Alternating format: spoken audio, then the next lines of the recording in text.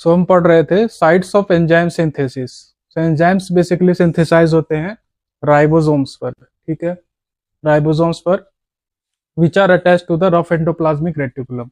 जैसा कि फिगर में देख सकते हैं, ये राइबोसोम्स है और ये अटैच्ड है किससे, रफ एंडोप्लाज्मिक रेटिकुलम से। And information for the synthesis of enzyme is carried by the DNA. Basically जो इन्फॉर्मेशन होती है एंजाइम्स का सिंथेसिस का, वो कहाँ कैरी किया जाता है, डीएनए के अंदर कैरी किया जाता है। The amino acids are bonded together to form a specific enzyme according to DNA's code. तो एमिनो एसिड के तीन तीन कोडोन होते हैं, ठीक है, वो एक दूसरे पे रीड किए जाते हैं, उसके बाद ही एंजाइम का फॉर्मेशन होता है। तो इस लाइन में एक्सप्लेन किया गया है। now हम आगे देख लेते हैं। ग्राफ में देख सकते हैं एंजाइम्स क्या करता है, एक्टिवेशन एनर्जी विदाउट एंजाइम इतना ज्यादा होगा और विथ एंजाइम इतना कम हो जाएगा, ठीक है।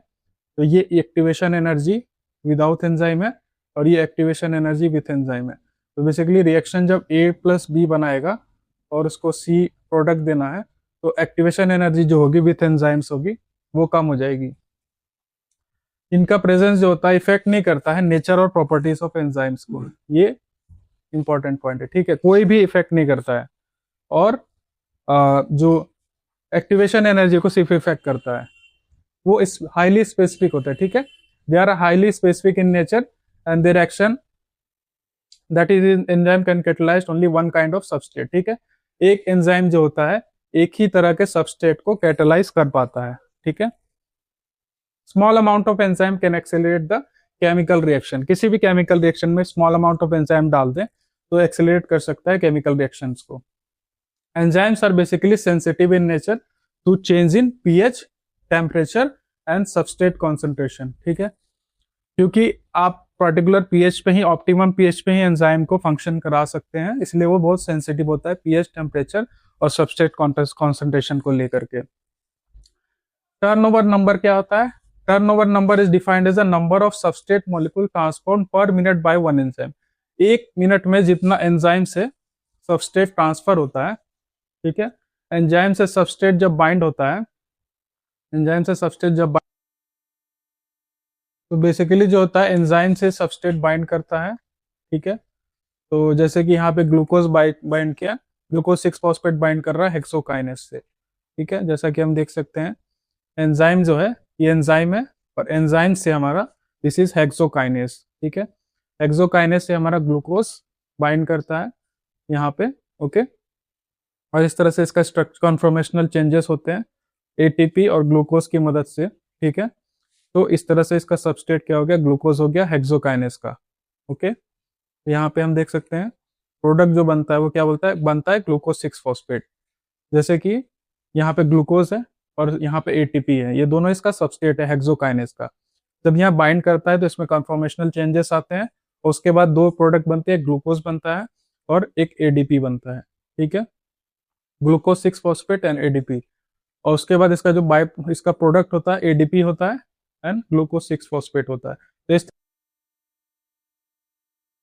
हम आगे देखते हैं अब nomenclature of enzymes. Basically nomenclature of enzyme होता क्या है। So enzyme is named according to the name of the substrate it catalyses, ठीक है, जो एंजाइम जिस सबस्ट्रेट को कैटालाइज करता है उसके अकॉर्डिंग ही उसका नाम रखा जाता है। कुछ एंजाइम्स का नेम जो है सिस्टमेटिक वे ऑफ एंजाइम्स से किया जाता है, जैसे एग्जांपल पेप्सिन हो गया, ट्रिप्सिन हो गया और रेनिन हो गया, ठीक है। और एक सफिक्स ऐड किया जाता है एस, ओके, एक सफिक्स ऐड किया जाता है S at the end of the name of the substrate, ठीक है, सबस्ट्रेट के एंड पे एस ऐड किया जाता है, enzymes are name, okay.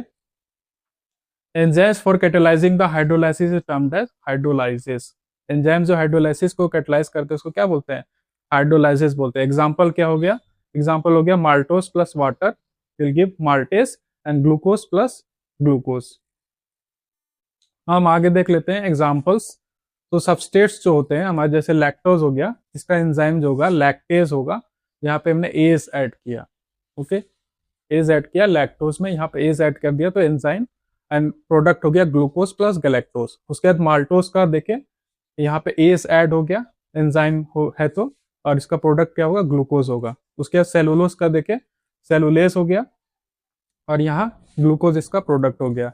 Lipid का देखें, लाइपेज हो गया, एंड प्रोडक्ट इसका ग्लिसरॉल प्लस फैटी एसिड है।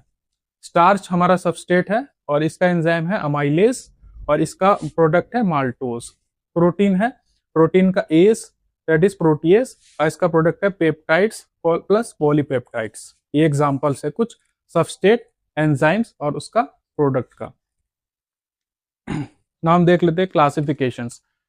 So a systematic classification of the enzyme has been developed by International Enzyme Commission. International Enzyme Commission ने एक systematic classification develop किया है enzyme के classification के लिए।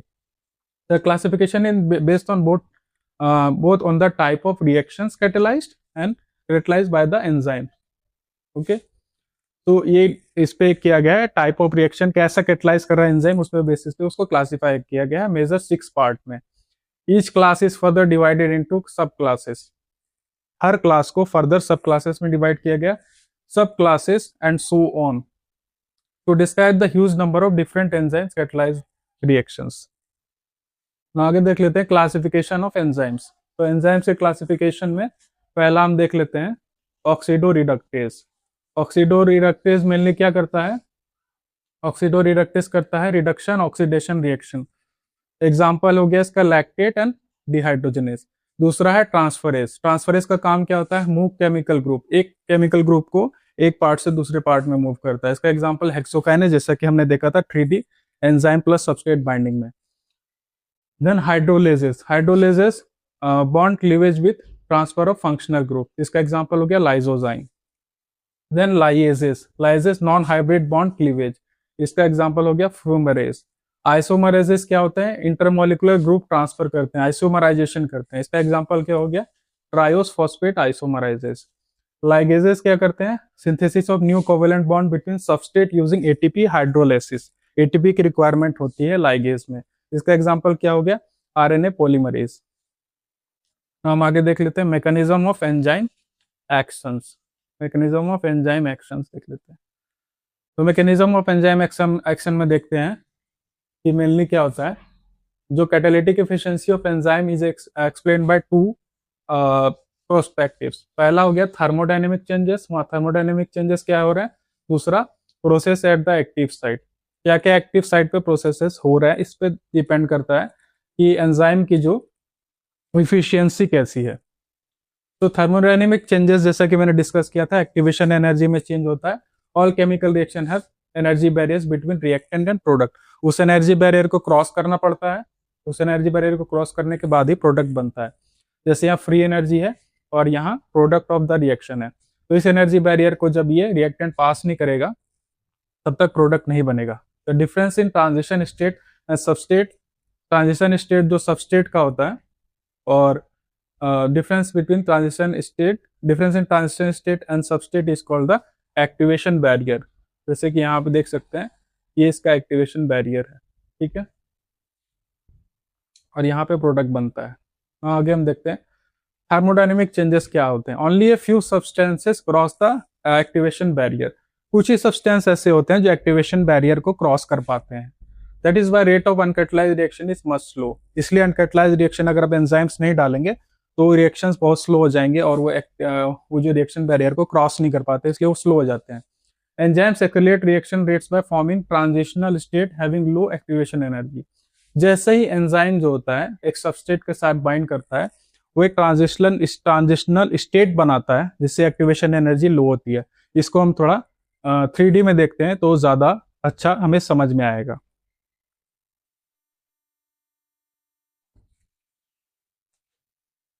तो जैसे कि हम यहाँ देख सकते हैं एनर्जी एंड रिएक्शन प्रोग्रेस। तो ये जैसे दो एंजाइम के रिएक्टेंट्स है, यहाँ पे काम कर रहे हैं, और यहाँ पे क्या होता है, ट्रांजिशनल स्टेट बनता है जहाँ पे एंजाइम सबस्ट्रेट के साथ एक बॉन्डिंग बना लेता है, टेम्पोररी बॉन्डिंग बना लेता है, ट्रांजिशनल स्टेट बनाता है, ठीक है। तो यहीं से डिसाइड होता है कि रिएक्शन पीछे जाएगी या आगे को जाएगी, ओके। तो उसके बाद क्या होता है, यहाँ पे the point of reaction will proceed to form a product, और इसको एनर्जी रिलीज, यहाँ पे एनर्जी इतना डिफरेंस रहता है, एनर्जी रिलीज्ड है।